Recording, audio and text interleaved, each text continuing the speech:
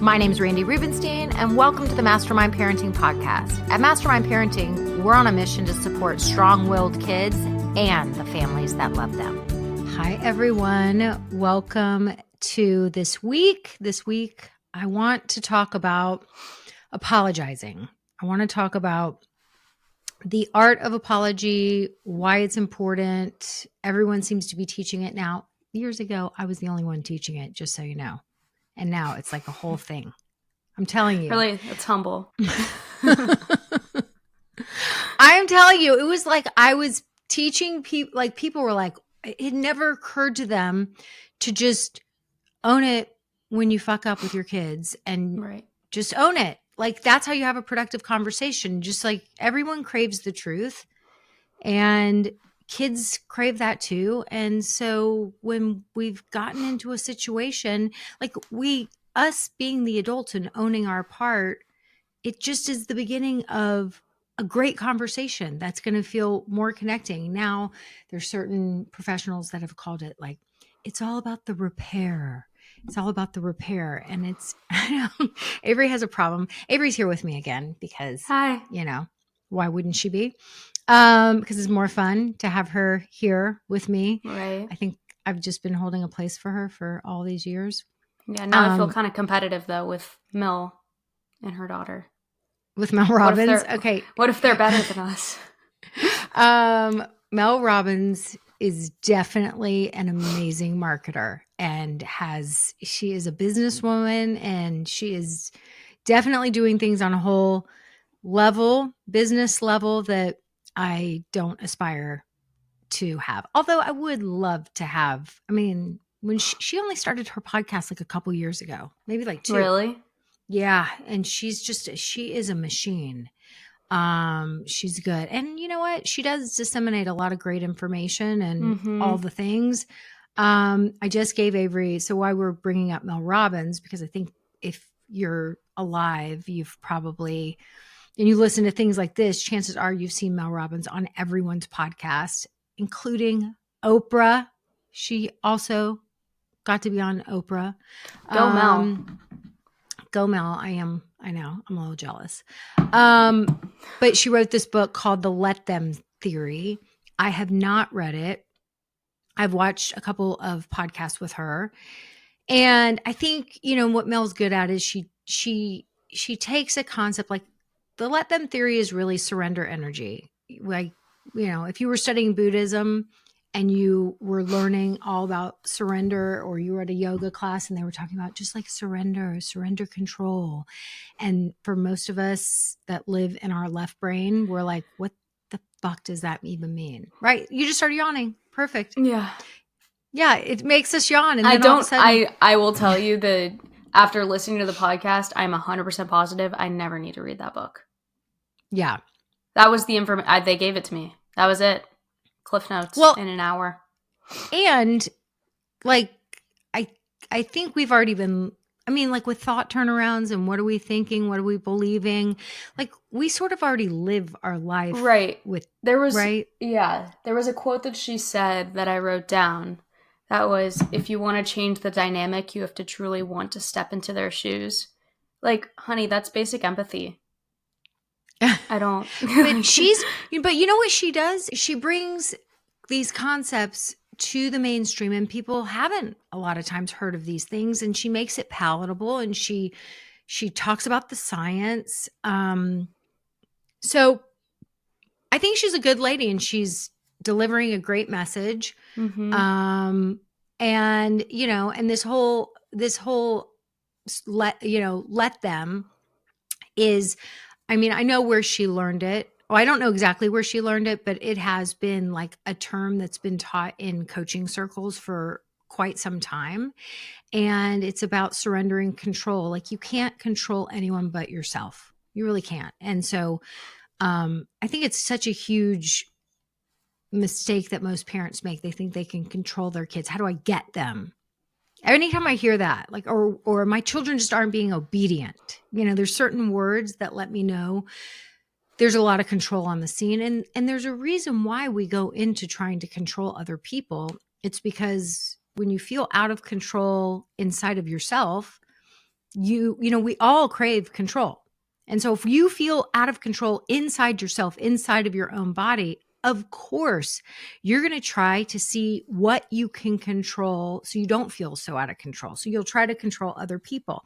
And I think for parents, so many people who are raising kids, it's like they feel overwhelmed. They feel out of control a lot of the time. They don't understand why their kids aren't listening to them, aren't doing all the things. And it makes them feel very out of control. And so then they go into hyper control and it just never works. I mean, even controlling methods that don't, they're like camouflaged as like, and I mean, even there's psychologists that teach these camouflage controlling methods, like bribe your kid with stickers and toys and candy, bribe them with that. Oh, if you just do this thing this many times, then I'll get you the thing. Or then they learn kindness with reward. Well, and it's bribery, it's trickery, it's buying somebody to do the thing that you want them to do, because I think it's too hard to figure out, well, how do I get my kids to be cooperative without bribing them, without trying to control them? I don't know another way. That's a person who is feeling out of control in themselves and feeling powerless, right? So that's not a person that's in their problem-solving brain. That's not a person who's truly empathizing and seeing their kid's perspective. And when their kid isn't being cooperative, getting curious and, so that's what out of control people do. And I think many people just live that way. So it's like, how do you just let them? Well, that's not actually the place that you start. You can't ever get to that place unless you start to understand, what am I thinking when my kid just won't do whatever the thing is I'm asking them? What am I thinking about that? Most of the time you're thinking, they don't respect me, I suck at this. It becomes a sentence in the parent's head about themselves.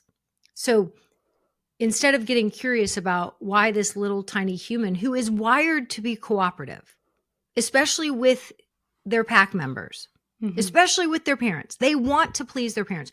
So if you have a kid that's not wanting to please you, not wanting to be cooperative, there's something going on with your kid. Right. There's something that they don't know how to express. So you got to get curious, but you can't get curious if you're thinking the sentence, they don't respect me, I suck at this, I'm a failure, right? You're going to go into hyper control. Right. So, you're not actually stepping into their shoes. Right. And so that whole, so how do you just let them, when it comes to kids, right? I think it's you have to find out what you're thinking about this situation. That's where you start. And right. You have to start with, what am I making this behavior mean? And then, letting them really is most of the time disengaging and waiting till everyone's back in their thinking brain, calm down. And then you can come back to your kid. And this is where you have the productive conversation and owning your role, whatever you did, because chances are you did something that contributed to your kid feeling, out of control themselves and dysregulated. So if you can clean up your side of the street, right? If you can own that and have a proper apology by owning it, your kid then believes you. And then they are like, oh, wait a minute, you're not going to just lecture and tell me all the ways that I was just messing up and I was rude and I was disrespectful, and you're going to take away this thing and this thing and this thing. Yeah. Oh, now I'm actually listening. Now I might tell you what was going on with me. Now you can actually pull it out of me and we can have an honest conversation, right? And now we can actually problem solve something and figure it out and stop having Groundhog Day with just the same fight over and over and over again. Yeah, I like how she visualized it as tug of war. Yeah. And it was like you're constantly in your defensive, both sides.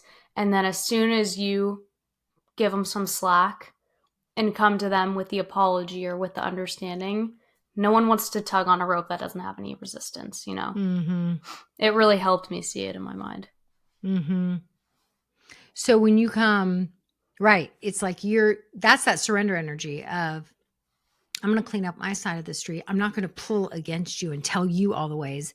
I'm going to let go, right? And I'm going to let you be in your, whatever it is you're feeling. I'm going to let you be in that. Right. And I'm just going to focus on cleaning up my side of the street. You know? And it's not that hard. Like, if all of a sudden you have a kid that was shut down. I mean, I can't tell you how many times I'm coaching moms and they come and they already know the answer, but they're sort of trying to talk themselves out of the answer.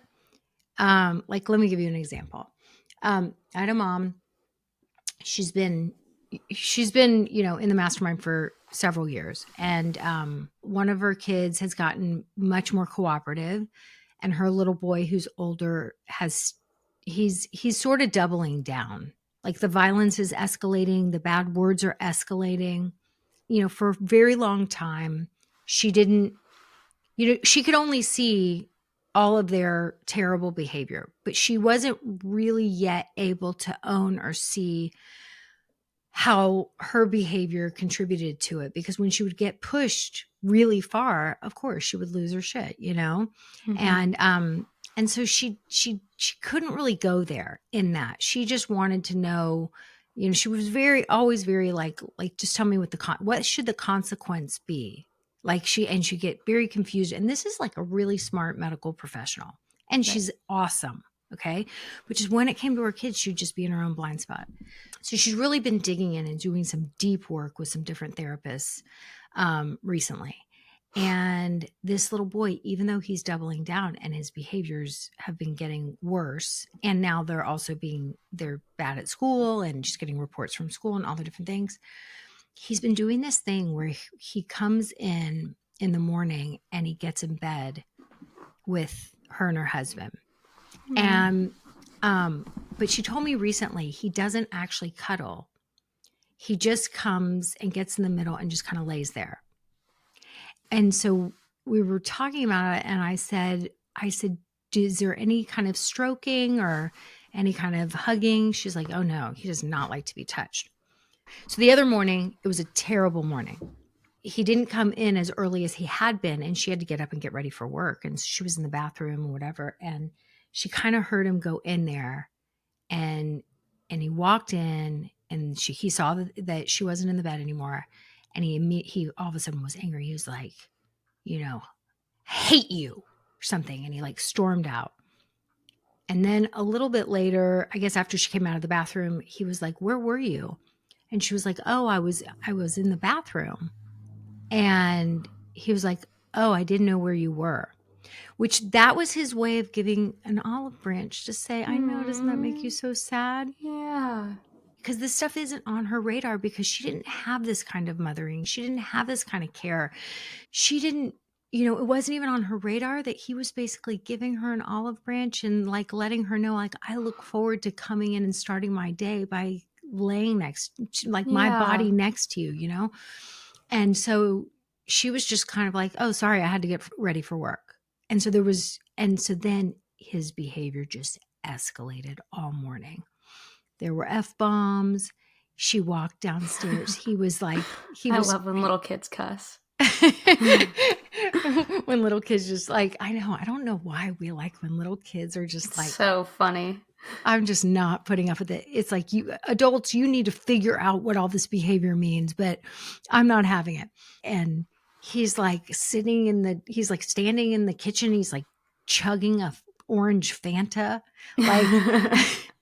Like there's absolutely no sugar happening in the morning, and certainly not soda. And he's just defying everything, just chugging a Fanta. Right. And she never takes the bait. She does not argue back. She's letting him, right? So she's surrendering. She's just letting him, and she's just dealing. She's like, this is a shitty morning. It is what it is. I'm not going to escalate the situation. So she sees that he's not ready when she's been very clear the car leaves at this time. She sees that he's not ready. And so she just grabs his stuff, takes it to the car. Her and the other child go to the car. And when he comes to the car, he's pissed that she took his stuff without the permission. And it's just, and then, I mean, he literally got out of the car at school saying, I effing hate you. Have a terrible day or something like that. And then she got calls from school later. He, there was all kinds of behaviors at school. He was having a terrible day. Mm-hmm. And I said, when you have a kid that's behaving like this, not taking the bait is a small miracle. It's like, that was amazing. You did not escalate the situation. But now out of the moment, like, let's get curious. What was he actually needing? Like, he's starting to trust you more. And that's why he's been coming in and starting his day. His day typically starts off pretty dysregulated. So he's been looking to start his day a little less dysregulated by going in and being next to her body. Mm-hmm. That's so cute. I know. I said, so he's trying to extend an olive branch. Like, he's ready to start repairing, but he doesn't know what he doesn't know. And then he goes back to the patterns that he's used to, which is the fighting patterns, the power struggling. Like, that's how he manages the hormones in his body. If he wakes up with heightened cortisol and he's used to fighting with people, well, he gets a little adrenaline rush. And when he gets out of adrenaline rush, it lowers his cortisol, his stress hormones. So that's the pattern he's used to. He's trying to bring in a new pattern, which involves human connection. He doesn't even know that, but it means he's trusting you more because you haven't been taking the bait and you haven't been escalating the situation. Mm-hmm. So now it's like, how would the morning have gone differently? Probably still wouldn't have been perfect, but when he came into or after she came out of the bathroom, he would have said, "Where were you?" Because he had calmed himself down. He came in initially, he looked for her, and then he was like, "I hate you." And he left when she wasn't in the bed. But he had gone wherever he went and calmed his body down. So then when he's asking her a question, "Where were you?" That was his olive branch. And what if she would have said, "You were looking for me. Give me that face. I didn't get to shoulder. I can't touch you. No, too soon for a hug. Okay, just shoulder to shoulder. Let's do our morning body next to body. I missed my body next to body time. I said, like, what if you would have acknowledged that? She's like, it's not even on my radar. I was like, of course it's not on your radar because you didn't have this yourself. Right. Like, you don't know what you don't know. But he is trusting you more. And so it's now like when he comes in the morning, like, what if he lets you hold his hand? Mm-hmm. Or what if he lets you, massage his scalp a little bit? He might wince and pull away or maybe you could say fingernails or fingertips, or maybe you could play spiders crawling up his back, like let's move into more touch and more touch. Because really when she came, she was like, what should the consequence be? Does he lose his technology because he had a horrible morning? Or she gets real confused about the follow through. I said, why are we focusing on consequences? You already know the answer to this question. He was looking for connection. He didn't get it. And he was mad about it. And he went back to his old patterns. Are we going to focus on the consequences here? Or are we going to focus on the connection part? Are we going to focus on having a conversation like, it might go like the apology might go like this. I think when we had a bad morning this morning, it might have been, you were looking for me and because you didn't get your normal time, next, which I happen to really look forward to too, in bed, you were kind of mad. And then when you came and asked me where I was, and then I just told you, hey, go get your teeth brushed, go do this, go do that. And I didn't just maybe give you a hug or let you know that I like that morning time too. And I was missing it too. I think maybe it just sent our whole morning into a spiral because maybe you were mad and you didn't really know how to tell me. It was, am I getting this right? Mm-hmm. That's owning it. That's cleaning up your side of the street. I took the time to reflect and now I'm going to come back and I'm not going to justify, I really needed to get ready for work. I can't lay in bed all morning and waiting for you. That's just not going to work. Like that's not an apology. It's just seeing the other person's perspective. Now what's going to happen from that? Mm-hmm. And so I thought it was interesting that like she knew the reason they had a bad morning, but she wanted to talk herself out of the knowing and just focus on, well, what would the consequence be? Should I let him have his technology later or not? Right. Which adds to the fight. Yeah. So I really wanted you to listen to that Mel Robbins podcast because there was a part in it that kind of rubbed me the wrong way. And I wanted to see what you thought about it. Yeah, the apology. Mm-hmm.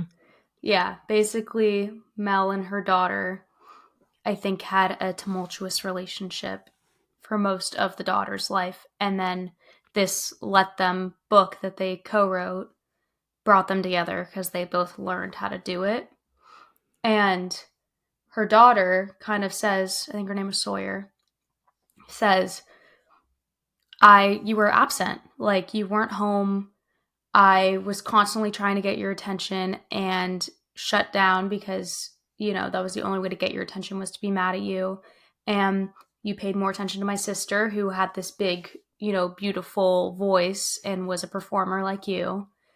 And I just couldn't do anything to get your attention. And I think Mel was just like, I'm sorry. And she started using the excuse of like they were in debt and she needed to work a lot. That really rubs me the wrong way. That's what rubbed me the wrong way too. Was when she was like, well, we were in debt and I was just so focused on this and I didn't, pay attention to you and I'm sorry. Like she followed it up with an apology, but it's like, you never use an excuse in an apology. Even if that excuse is an explanation. I was like, damn, I feel bad for that daughter. Because even though they seem to have this whole like healed relationship and we're so close in doing their podcast together, I still sense tension between them. Mm-hmm. Mm-hmm. Yeah. Yeah. I sensed something that felt inauthentic to me. Yeah, I agree. Like it felt, I wouldn't say forced, but there just wasn't a familiarity between them. Like they hadn't been close for 25 years of her life. And it was really obvious. Mm-hmm. It was obvious. Mm-hmm. Yeah. And I think Mel's husband, he's got to be a great guy because I think he was, I think he might, because I actually really liked the daughter. Mm-hmm. I did too. Yeah, I thought she seemed like totally normal and smart and cool. She seemed smart and normal, and I liked that she called out her mom. Yeah, and I will say that, like, the fact that they have a real enough relationship that she could call out her mom. She was like, you were on the road for 200 and something days a year. Mm-hmm. And you were on the road, you were traveling all the time. And when you came home, you were either talking about work or you were focused on my sister, on my shiny sister. And I just kind of felt invisible. Mm-hmm. And so Mel did the apology, the repair, which, I'm sure she learned from a particular parenting expert that likes to give the cliff notes without making it meatier. Mm-hmm. It's like that old little critters book. Sometimes saying sorry is just not good enough. Mm-hmm. Right? Like cleaning up your side of the street and owning your role is like, I want to be in your experience. I want to understand what it must have felt like. And I contributed to that in some way. I think that's what my problem was, is because it didn't actually feel like Mel was stepping into her daughter's shoes at all. Like, I don't think she ever fully understood what her daughter was going through. And I think she was like, it was like she was saying, somebody told me, you just say, wow, I really apologize for that. And I wanted to say, and like, and what? Apologize for what exactly? And she's like, we were in $800,000 of debt. Now, I heard a rumor that Mel was a professional speaker and she was on the circuit, and I have no doubt she was traveling 200 and something days a year. I think for a lot of those talks, she was making upwards of like $100,000 per talk. Right. Like she's a professional speaker, Mm-hmm. So I'm like, it explains maybe the first few years of her business, but yeah. And also, like, I was just like, okay. And I do think that the whole, like, I've been in debt too before. Like, there's also a little bit of something about that is like, I'm one of the people, right? Like, I'm not so privileged. Like, I've worked for everything I have. I was in debt too. Like, this is my hell and back story. And I'm like, yeah, and they were also owning all that. Like, she was like, yeah, and my was a workaholic, and she still is, but it was like sort of a badge of honor. Like, my mom. And now that I've worked with my mom writing this book and I see her organization, I understand how important she is. I understand how much she has going on. It felt a little scripted and like the wrong values. I also, you know what else made me sad? For the daughter was when Mel gave her the project of do this research for me about Let Them. And the daughter came back with her color coordinated notes and whatever. And Mel was like, I finally realized where my daughter's area of genius was, which you don't recognize when they're kids. I'm like, that's not fucking true. Like, you just didn't pay attention. And I could see the daughter got kind of quiet because you know she's always been that way. And I was like, oh, that poor girl is still misunderstood by her mom. And her mom's still making excuses of, well, those traits don't, show when your kid is little and they only show when they're older and they're running a business and she's a business-minded person. I'm like, maybe it exhibits differently, but it's the same. Like, that's not true. Yeah. It made me really sad. I was like, damn. It made me kind of sad too. And I was like,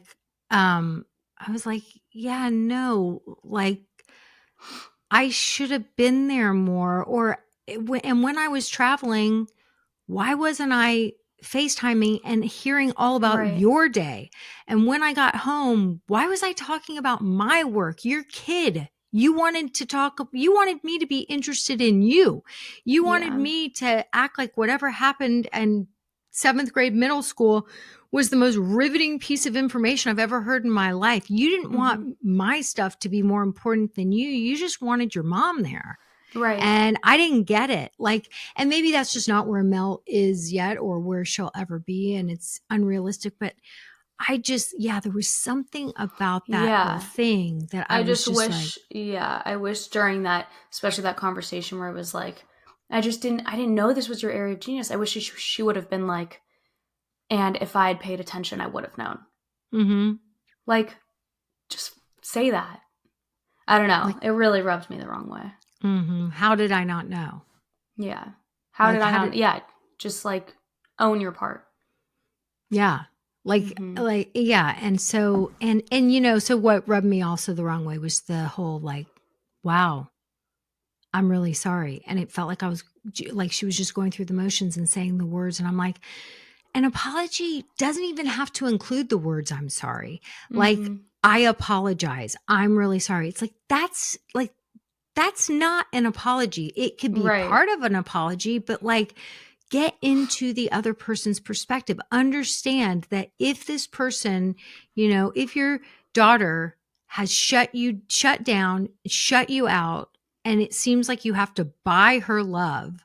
Right? Like, I mean, it like the I'm sorry is the signature at the end of the email. It's not the meat of it. Yeah, it's not the meat. She didn't, I don't feel like she properly, even though they were having a whole talk about empathy without saying the word empathy, I don't think she applied empathy to her apology at all. I didn't either. I felt like it was a justification. Well, we had to dig our way out of that $800,000 in debt. I'm like, you might have dug your way out after like 8 talks, but that's a lot of people make that mistake of, I mean, obviously you're going to get defensive if you really felt like you were in the right when you wrong someone.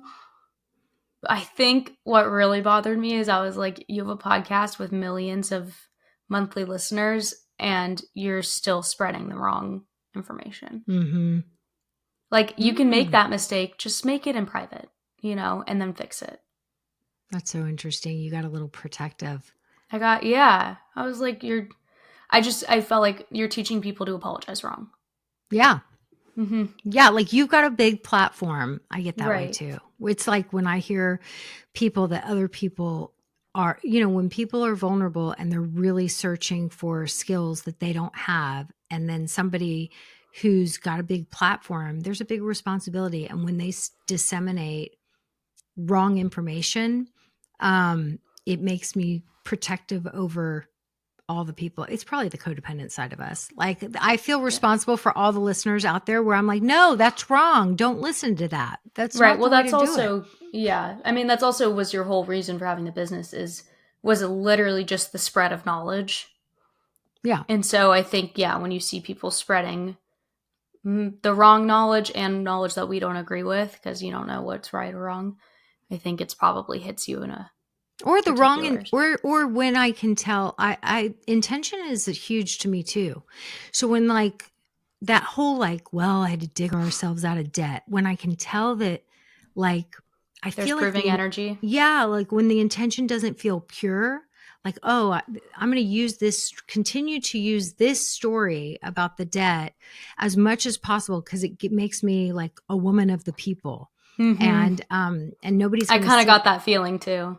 Yeah, like I love that about Oprah because Oprah owns, like she's a very privileged lady, and she rarely ever justifies like, or try, her privilege with, yeah, I was born like basically as like inches away from being a slave in Mississippi.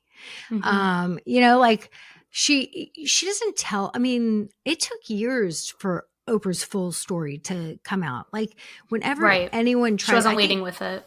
I'll tell you, I think that's why so many people in your generation have canceled her, because she doesn't play that woke game. She doesn't like try to like, you know, make herself, less privileged than she has. Worked her ass off and she's a huge success, and she's Mm-hmm. 70 years old, and she's not playing. Like I remember hearing an interview with her and Trevor Noah. It was so good. It was like Trevor Noah was like, "So Oprah, like, are you ever like a regular person? Like when you go into the bathroom, is there ever like a time where you're like already like on the toilet and like there's no toilet paper? Like, do you ever have those moments of like you're Oprah and like your pants are down at your ankles and you're having to waddle and look for toilet paper?" And she was like, "Trevor, when I go into the bathroom, not only is there always toilet paper, it's folded down into like a To like a diamond." complex shape. Yes. She's like as if like you would experience in a hotel. Like the minute anyone leaves the bathroom, someone scurries in there to make sure that the toilet paper is folded like that. Mm-hmm. So no, I never experience an empty toilet paper roll. Like Right. she's like, She's not I'm putting on a Oprah. front. No, Mm-hmm. she's like, I'm Oprah. Like, I don't have to pretend that I don't live the life that, like, it's just so honest and authentic. And it's like, we all know Oprah's Oprah. Mm-hmm. And so when somebody who is very successful, and it's obvious that they're very successful, they keep having to talk about when they weren't very successful, and it feels contrived to me. I agree. Mm-hmm. Yeah, it bothers me. I don't even, still to this day, I don't know why people canceled Oprah. I never understood. I'm telling you, I think it's because she didn't play down her privilege. I think it's that she was like, yeah, I live a beautiful, privileged life. It's which amazing. You'd think my generation would like. But yeah. I mean, it's such a toss-up nowadays what gets canceled and what doesn't. So who knows? I don't know. Anyway, okay. So yeah, so hopefully, I don't know. So hopefully we're leaving people with a little more understanding about what apologizing and having a productive conversation, which step one of a productive conversation is own your role.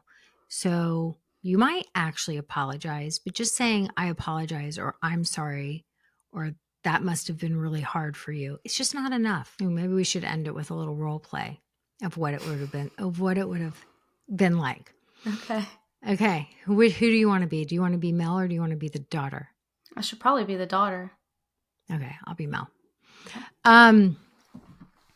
Is there anything that you want to tell me? I really want to know the truth, or you want to get off your chest that, was how you felt about me before and, how you're feeling now. Like, I'm curious what you could kind of tell me that maybe even like things I did wrong. I'm here to hear it. Well, when I was a kid, up until I was about 25, you were on the road over 200 days a year.